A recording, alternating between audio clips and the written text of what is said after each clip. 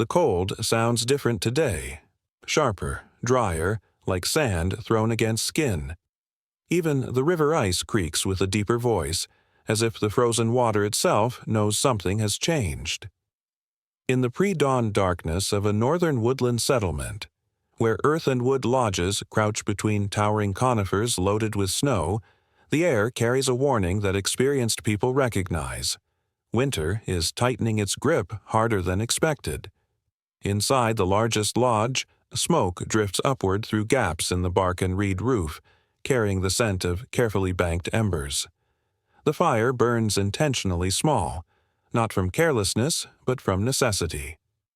An elderly woman named Nayeli cups the glowing coals like precious seeds, adding only the thinnest splits of birch bark to keep the flames alive. Across the lodge, a middle-aged hunter called Aishan lifts a clay pot with both hands, testing its weight. The vessel, once heavy with rendered bear fat and bone marrow, feels disturbingly light. His face remains impassive, but his fingers trace the pot's rim with unconscious concern. Around him, other members of the winter community perform their own silent inventories, touching fiber-wrapped bundles of dried meat, counting containers of wild rice, measuring how much firewood remains stacked against the lodge walls. The settlement holds 43 people distributed among 7 lodges, each structure built partially into the earth for warmth, reinforced with oak posts and chinked with clay mixed with grass. No one speaks of the growing crisis directly, but everyone understands the mathematics of survival. Too little food, too little fuel, and winter deepening with no promise of early thaw. Kofi, a young woman whose husband fell through thin ice 3 moons ago, sits near the lodge entrance working rawhide lashings with her teeth and strong fingers. Her movements are methodical, tightening bindings on snowshoes and tool handles because nothing can be allowed to fail when failure means death. Her twin daughters sleep wrapped in beaver pelts near the carefully banked coals. The wind outside carries a particular quality, not just cold, but predatory, searching for weaknesses in the community's defenses. Experienced elders recognize this as the breath of deep winter, the season when the great cold moves down from the northern lakes to test every human settlement. As gray light filters through smoke holes and cracks in the lodge walls, the community begins its daily struggle against entropy. 3 figures emerge from different lodges, moving through knee-deep snow toward the river where they maintain a fishing hole chopped through ice thick as a human torso. Miko, a compact man with scarred hands, his teenage son, Anan, and Siku, an older woman whose knowledge of ice conditions has kept the community fed through previous winters. The ice hole requires constant maintenance. During the night, new ice has formed across the opening, thin but stubborn. Miko chips, carefully with a hafted stone blade, listening to the ice's voice, reading the colors and textures that reveal thickness and stability. When the hole opens again, dark water moves sluggishly below. Siku lowers a bonefish hook wrapped with sinew line, her mittened hands working with practiced precision despite the numbing cold. The hook, carved from deer antler and sharpened to needle fineness, carries a small piece of dried meat as bait. After long minutes of patient work, she feels the distinctive pull of a struggling fish and begins drawing her catch upward through the black water. The fish that emerges, a thick-bodied whitefish longer than a man's forearm, comes out stiff as a stick. This single fish represents perhaps 2 meals for 1 person, or a single shared meal for 3. Around her, Miko and Anan continue working the ice, but the fishing is difficult. The fish have gone deep, sluggish with cold. Meanwhile, back among the lodges, other hands work to maintain the fragile infrastructure that keeps the community alive. Tajik, a man whose skill with fiber and wood has earned him respect, repairs reed mats that line the lodge floors, weaving new cattail stems into gaps where the old material has worn thin. His fingers, despite thick mittens, move with remarkable dexterity, creating waterproof barriers between sleeping bodies and the frozen earth. The sun, when it finally clears the horizon, provides light but no meaningful warmth. Its pale rays slant through the forest, illuminating a landscape scoured by wind and locked in winter's grip. The snow has a particular quality, not soft and inviting, but hard-packed and treacherous. Inside the main lodge, the morning meal begins with ritual-like care. Nayeli, as the acknowledged keeper of stores, unwraps a cord-tied bundle of dried venison strips, each piece cut thin and blackened with smoke from the previous autumn's preparation. She counts the strips with her fingers. 6 strips for the adults, 3 for the adolescents, 1 each for the younger children. The portions are smaller than anyone wants, but larger than what may be possible tomorrow. The dried meat is tough, requiring long chewing to break down the concentrated protein and fat. People eat slowly, mindfully, extracting every possible bit of nutrition from their meager rations. A clay pot of pine needle tea passes from hand to hand, not because pine needles provide substantial nourishment, but because the warm liquid helps the dried meat digest. Aishan scrapes the bare fat pot with a piece of carved bone, gathering the last traces of rendered fat that cling to the clay walls. This tiny amount of fat, perhaps a spoonful, will be added to tonight's soup to provide essential richness that keeps bodies functioning in the extreme cold. He works methodically, knowing that this may be the last fat they have until spring. Outside, children are gently redirected when they approach the communal food storage area. Not harshly, but firmly. They understand that the adult anxiety surrounding food means something serious. Instead, they are encouraged to help with tasks that conserve rather than consume, gathering small twigs for tinder, helping to patch cracks in lodge walls with clay and grass. By midday, the wind has strengthened, carrying with it a bite that seems to reach through multiple layers of hide and fur to find exposed skin. The lodge walls, carefully constructed and maintained, begin to show their weaknesses under the sustained assault of driven snow and bone-deep cold. A section of roof over the second lodge, the dwelling that houses Toma, an elderly widower, and his adult daughter Kaya, whose child was stillborn at the beginning of winter, starts to sag ominously under the weight of accumulated snow. The problem develops slowly, then accelerates. A support beam, weakened by repeated cycles of freezing and thawing, shifts under the load.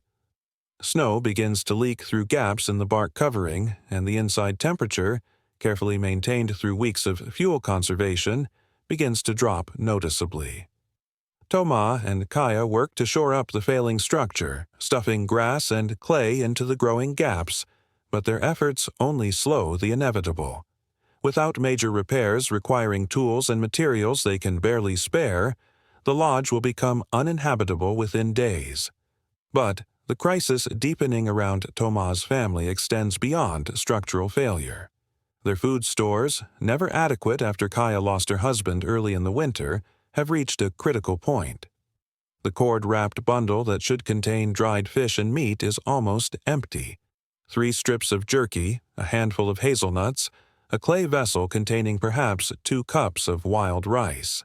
The mathematics are stark. At starvation rations, this food might last 4 days. At normal consumption, perhaps 2. Kaya carries herself with dignity, but her eyes hold the particular hollow look of someone who has been eating barely enough to maintain consciousness. Her father, despite his own hunger, has been giving her portions of his food, and the cost shows in his increasingly frail movements and the way he hugs his ribs when he thinks no one is watching. Neither speaks of their situation directly, but their need radiates from them like cold from ice, impossible to ignore and increasingly urgent. When Kaya appears at the main lodge carrying her family's empty food bundle, she says nothing. She simply stands near the entrance, holding the lightweight container, letting its obvious emptiness communicate what words cannot express without destroying pride. The gesture is both a request and an admission. We need help, and we have nothing left to offer in return. Around the lodge, conversations slow and then stop entirely as people recognize the moral weight of the moment. The community's response to Kaya's silent plea reveals the complex calculations that govern survival in conditions where resources are finite and choices have permanent consequences. Nayeli, as the eldest and keeper of the food stores, faces a decision that has no clear ethical framework: share from supplies that are already inadequate, or preserve what remains for the children and the strongest adults who have the best chance of surviving until spring. Aishan studies Kaya's face, reading the signs of advancing starvation in her sunken cheeks and the way she holds herself still to conserve energy. His own children, a son of 15 winters and a daughter barely old enough to walk, represent his primary obligation.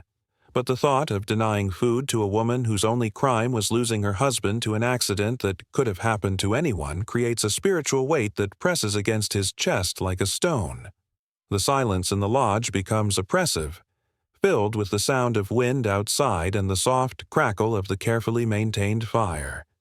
Everyone understands that this moment will define the community's character, will determine whether they remain a functioning group or fracture into competing family units concerned only with their own survival. The decision must be collective, but it must also be practical. Sentiment alone will not carry them through the remaining months of winter. Siku, who has spent the morning at the ice hole and understands better than anyone how difficult food procurement has become, speaks quietly about the reality of their situation. The fish are deep and sluggish, requiring hours of effort for each small catch. The few remaining snares set for rabbits and ptarmigan have been empty for days, suggesting that even the hardiest animals are struggling to find food in the harsh conditions. Hunting larger game would require men to travel far from the settlement, consuming energy and risking lives with no guarantee of success. The mathematics of starvation operate with ruthless logic. Adults can survive on minimal calories for weeks, but children need proportionally more food to maintain their body temperature and continue growing. Elderly people, despite their wisdom and experience, require more fuel to maintain warmth but contribute less to the physical work of survival. The strongest adults, those between 20 and 40 winters, represent the community's best hope for finding additional food sources, but they also consume the most resources on a daily basis. As afternoon shadows begin to lengthen, the community gathers around the main lodge's central fire for a formal council. The fire burns slightly higher than usual, not from abundance, but because this decision requires the ceremonial weight that only a proper council fire can provide. People arrange themselves in a circle, with elders and family heads closest to the flames, others positioned according to age and social standing in patterns established by generations of collective decision-making. The discussion begins without speeches or formal proclamations. Nayeli simply states reality. Food stores are running dangerously low. Fuel supplies may not last until the expected thaw, and immediate decisions must be made about resource allocation and survival strategy. Her words carry the authority of someone who has guided the community through previous crises, but also the weight of someone who understands that this winter may test them beyond their limits. Two primary options emerge from the careful, measured conversation that follows. The first involves organizing a hunting expedition, sending the strongest men away from the settlement to search for elk or deer in the deeper forest, where large game may still be found despite the harsh conditions. Such an expedition would consume significant resources in food and energy, would remove the community's best providers from the settlement for days, and would offer no guarantee of success, but success could mean enough meat to carry everyone through to spring. The second option requires the community to consolidate further, to ration food even more severely while improving their shelter and fuel efficiency. This would mean combining households to share body heat, reducing the fire to absolute minimum levels, and accepting that some of the weaker members, the very young, the very old, those already weakened by hunger, might not survive even if the strategy succeeds in preserving the majority. Miko, whose skill with tools and understanding of ice conditions makes his opinion valuable, argues for the hunting expedition. The ice on the smaller streams remains thick enough to support men on snowshoes, and the deep cold may have driven deer into sheltered valleys where they could be found and killed. His son, Anan, eager to prove himself as an adult hunter, supports this position, though his youth and inexperience show in his enthusiasm for action over caution. Siku counters with observations about wind patterns and snow conditions that suggest any hunting party would face extreme danger from weather alone. The cold that can kill fish in shallow water can kill men caught away from shelter, and the community cannot afford to lose its strongest members to a gamble that may fail. Her position represents caution born from experience, the wisdom of someone who has seen winter kill the bold more often than the careful. The debate continues as the fire burns lower, each speaker adding layers of consideration to an already complex decision. Tajik points out that their tool supplies, arrows, spear points, snowshoes, are at minimum levels, making any hunting expedition more dangerous. Kofi reminds everyone that her husband's death demonstrates how quickly conditions can change, how easily the prepared can become victims of circumstances beyond their control. The decision, when it comes, emerges not from argument or persuasion, but from collective recognition of what they can and cannot control. Aishan, after long silence, observes that sending hunters away means gambling the lives of the strong against the possibility of saving the weak, while staying together means accepting that not everyone will see spring, but ensuring that some will survive to carry the community forward. Nayeli, her authority both formal and moral, guides the group toward consensus. The hunting expedition will not happen. The risks outweigh the potential benefits, and the community cannot afford to fragment its strength. Instead, they will implement radical conservation measures. Households will consolidate into 3 lodges, sharing body heat and reducing fuel consumption. Food will be rationed according to a strict hierarchy that prioritizes children, then adults capable of working, then elders and the weakest members. The decision to help Kaya and her father comes not as charity, but as strategic resource management. Kaya possesses knowledge of plant medicines and food preservation that makes her valuable to community survival. Toma, despite his age, has skills in hide preparation and tool maintenance that remain important. They will be supported at minimal levels, enough to keep them functional, not enough to threaten the survival of others. As the council fire burns down to coals, people begin the process of implementing their survival strategy. Families pack their essential belongings, preparing to abandon 2 of the lodges and concentrate in the 3 structures that can be most efficiently heated. The process is methodical rather than emotional. People have made this calculation before, understand the brutal arithmetic of survival, accept the necessity of choices that peace and plenty would make unthinkable.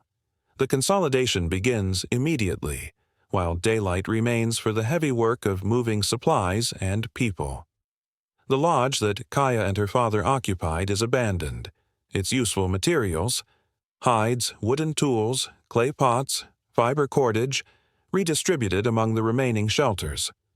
The structure will remain standing, providing some windbreak for the consolidated settlement, but its fire will be allowed to die and its interior will quickly become uninhabitably cold. Aishan and Miko work together to redistribute firewood, calculating burn rates and conservation possibilities with the precision of men whose lives depend on accurate estimates. Each piece of wood is evaluated for its heat potential and burning characteristics. Hardwood burns hot and long, but takes more energy to ignite. Softwood catches easily, but burns quickly. Bark and small twigs provide tinder, but little sustained heat. The mathematics of fire, like the mathematics of food, operate according to unforgiving natural laws. Inside the main lodge, space is reorganized to accommodate additional people without losing essential functionality. Sleeping areas are marked out according to age and family groupings, with the understanding that body heat shared is energy conserved. The central fire area is adjusted to provide maximum warming efficiency while burning minimum fuel. Cooking areas are consolidated so that food preparation can happen with single fires rather than multiple heating sources. Siku leads a team of women and older children in the process of sealing gaps and cracks that have developed in the lodge walls over the course of the winter. Using clay mixed with grass, animal fat, and small stones, they work methodically to eliminate air leaks that steal warmth. The work is cold and tedious, but everyone understands that each sealed crack represents heat saved, fuel conserved, life extended. As the short winter day fades toward evening, the community makes final preparations for what they know will be their most challenging period yet. The consolidated lodges feel crowded but noticeably warmer, with shared body heat creating a microclimate that reduces the constant energy drain of fighting extreme cold. Children who have been listless from hunger show slightly more energy in the warmer environment, while adults find that they can function with slightly less food when they don't need to burn as many calories maintaining body temperature. The evening meal is prepared with elaborate care, despite, or perhaps because of, its meager proportions. Nayeli adds the last scraping of bear fat to a pot of water, along with small portions of dried meat and a handful of wild rice.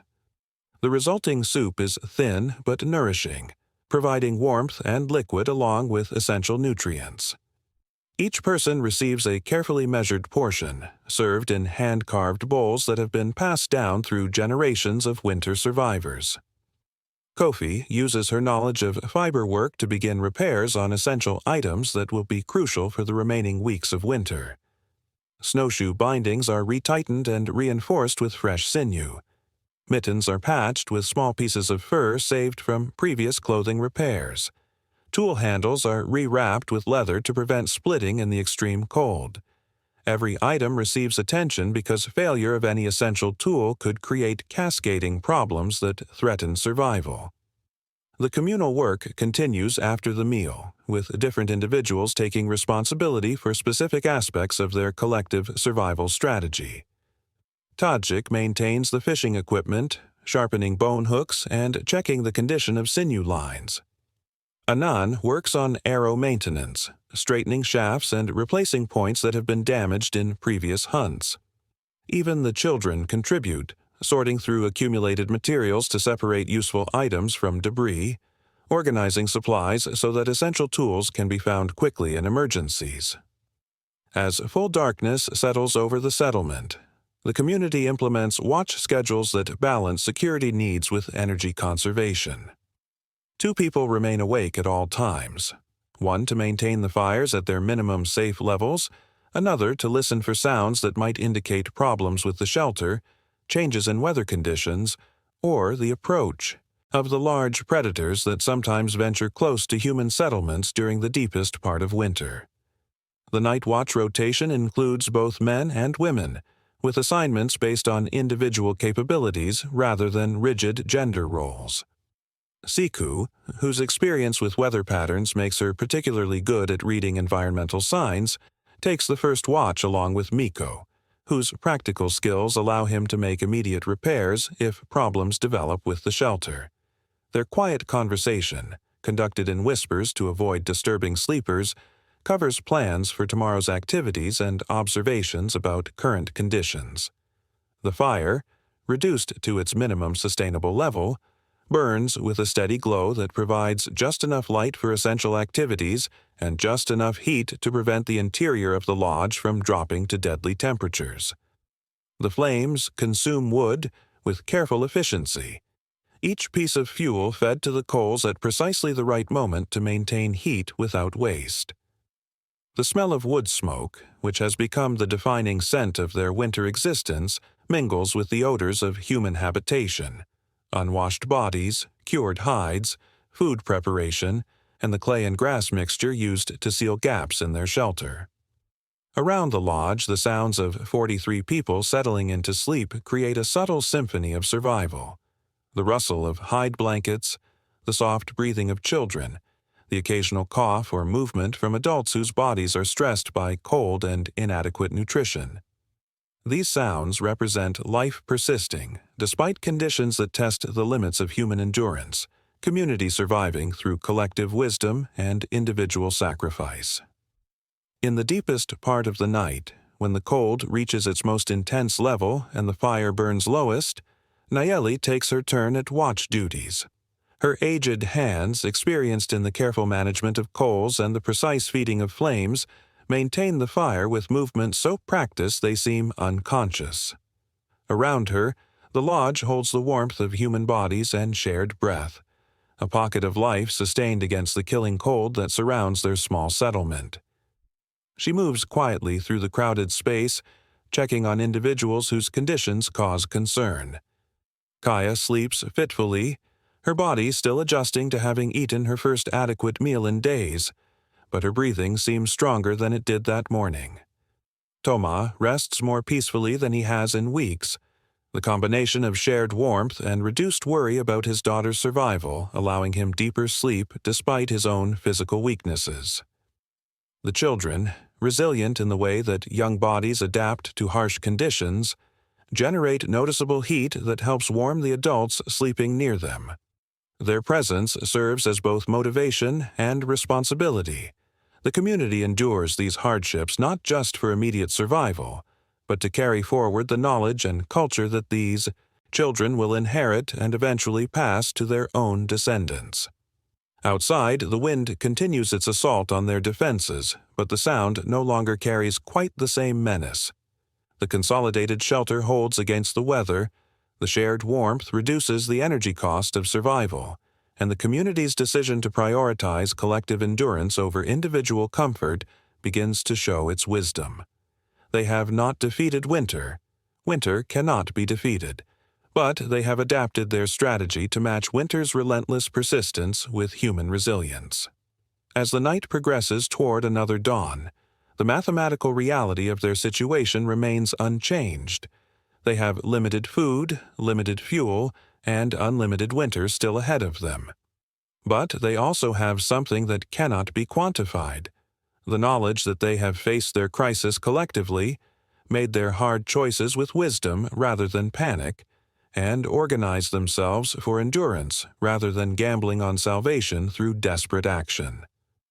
The fire burns steadily through the hours of darkness, neither wastefully high nor dangerously low, maintained by hands that understand the crucial balance between conservation and warmth. Around that fire, 43 people sleep in the shared breath and shared heat of community, their individual weaknesses compensated by collective strength, their survival dependent not on hoping for rescue, but on the accumulated wisdom of generations who learned to persist through winter's worst offerings. When morning light begins to filter through the smoke holes and cracks in their shelter, it will illuminate faces that remain thin and eyes that still hold worry, but also the unmistakable signs of people who have chosen endurance over desperation, community over fragmentation, wisdom over hope. They remain, as they were before the crisis, human beings tested by conditions that humble all pretensions and reveal what truly matters: the willingness to share warmth, divide food fairly, and maintain the social bonds that transform individual survival into collective continuity. Winter still grips their world with unrelenting strength, but it no longer seems quite as close to winning. Against the cold's mathematical certainty, they have set their own mathematics: the calculated sharing of resources, the measured distribution of labor, the precise management of fire and shelter that allows life to persist in conditions that would kill the isolated individual. Their victory is not dramatic. There are no defeated enemies, no conquered territories, no celebrations of triumph. Their victory is quieter and more profound. They remain.